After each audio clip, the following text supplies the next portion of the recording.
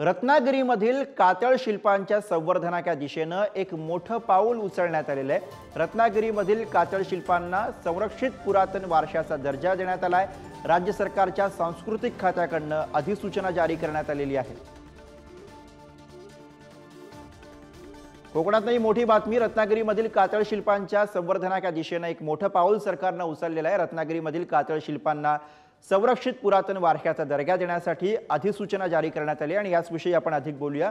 प्रतिनिधी राजन चव्हाण आपल्याला अधिक माहिती देतात। राजन, गुरुप्रसाद, नक्कीच आता रत्नागिरीमधील जे कातळ शिल्प आहेत त्यांना आता संरक्षित आणि वारशाचा दर्जा देण्याचा राज्य सरकारच्या सांस्कृतिक खात्याने या ठिकाणी अधिसूचना जाहीर केलेली आहे। आपण जर पाहिलं तर या कातळ शिल्पांच्या संवर्धनाच्या दिशेने आता हे खूप मोठे पाऊल आहे।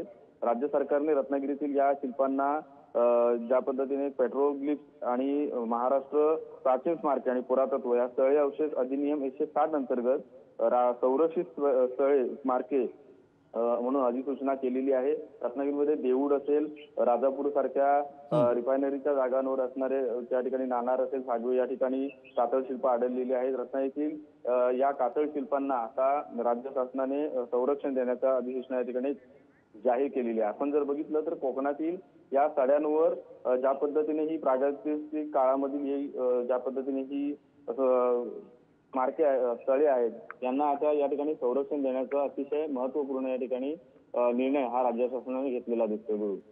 धन्यवाद राजन या सगळ्या सविस्तर माहितीसाठी।